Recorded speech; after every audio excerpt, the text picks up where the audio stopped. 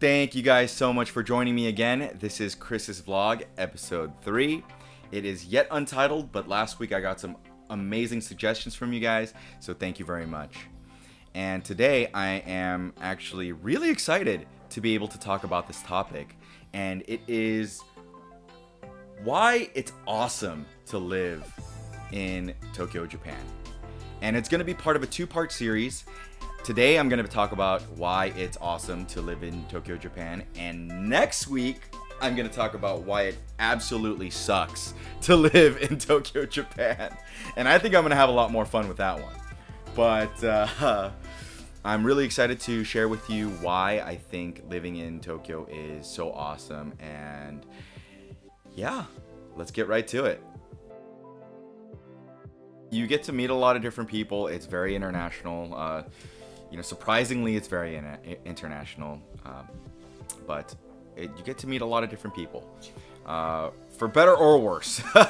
Actually, that's probably going to be part of my next video as well, is that you get to meet a lot of international people, and there are the good ones, which is few and far between, and then you got the crap, which there's a lot of, but that's going to be in the next video.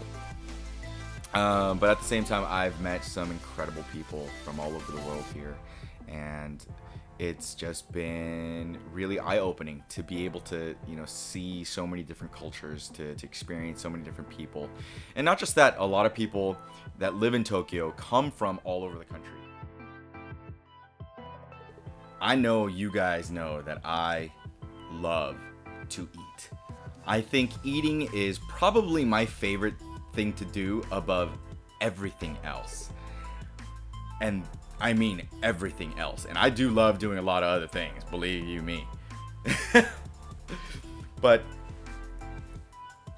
Tokyo is one of those places where there's so many people in such a small area that you need to compensate that with having a lot of restaurants, bars, and all of these different things also in those, in that small area. And because of that, even right now, even where I am right now, I'm at home, I can tell you within a 5-minute walk outside, I can go to probably 3 of the best restaurants that I've ever been to. And that's a very consistent theme here in Tokyo, is that it doesn't matter if you walk into a mom and pop shop or if you walk into like a Yoshinoya or whatever it might be. 9 times out of 10, you are not going to have a bad meal. You're going to walk out and go like, wow, that was actually really pretty good. And you can't say that for a lot of different places in the world. In a lot of different places, you need to go, or in the US especially, you need to go on Yelp or, Google reviews or all of these different places and be like, is this place going to be good?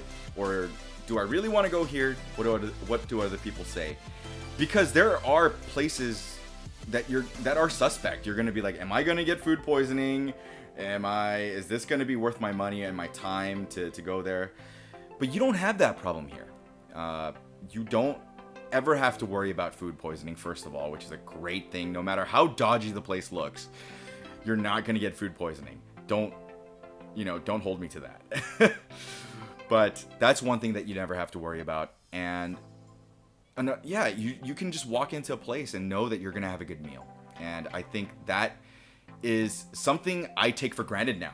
Definitely, I take that for granted 100%, that I kind of expect now to when I walk into a restaurant that it's going to be good. And I feel like that is not a good expectation to have, and that I should only have that here. But definitely food quality, food service, and everything about just eating in general is just so incredible here. So as I mentioned, with the food and the restaurants, the service is amazing. It's really above and beyond, and it's not just in the restaurant industry, it's not just in the services industry, but just in general, overall, the level of service that you receive here is really above and beyond. It's more than you should expect, or it's more than you should ever deserve, in my opinion, to be able to receive such amazing service all the time. For example, something that happened to Craig recently was that he took the bus, the airport limousine, to the airport. And, you know, Craig being Craig, he's very forgetful and very clumsy. He left his wallet on the bus. And he realized about 20 minutes afterwards, going like, oh man, I left my wallet. I'm screwed. I don't have anything. I'm about to go abroad. So he contacted the bus company, and the bus company said, okay, we're going to send the bus back. So the entire bus got sent back just for Craig's wallet. Thankfully, there was nobody on the bus. It was, you know, returning to do whatever it was doing. But, you know, that level of service is, to me, still, it impresses me to a degree that I just cannot understand.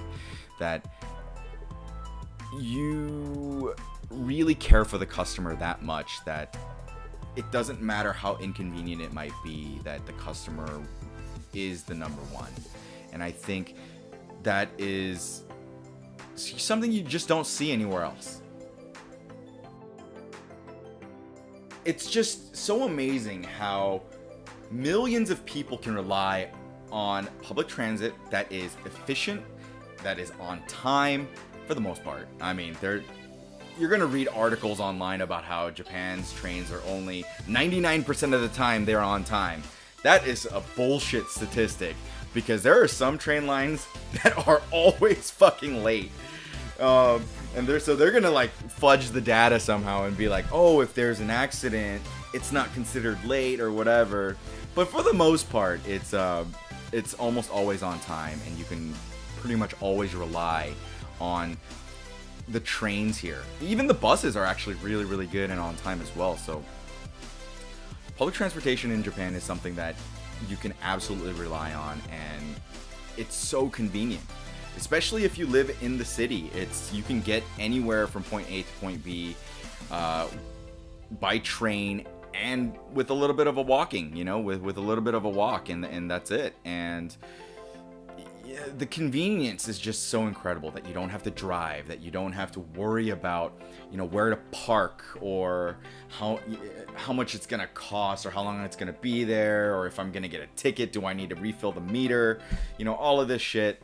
That is definitely something I don't miss, and I think that if other cities around the world could copy what Tokyo does with its public transportation system, it would be absolutely amazing. So safety in Japan is a big, big deal, and you guys already know that Japan is probably the safest country in the world to live in. There is a very low rate of, you know, petty crime, you know, serious crime, so on and so forth. I mean, I'm not saying that doesn't happen. It absolutely does happen. But the rates compared to other countries is very, very low. And because of that, you can walk at night by yourself pretty much anywhere in the city, and it's completely safe for you to do so. And, you know, and not just that. There are a lot of instances where you lose your wallet and you get it back to you. You get, someone gives it back to you. Or another great example is that if you go to a restaurant or a cafe, you go to Starbucks or something like that, you put all your stuff down, you take your laptop out, you put it on the table, and you want to go to the bathroom. You say, oh my goodness, I need to poop. I need to go to the bathroom.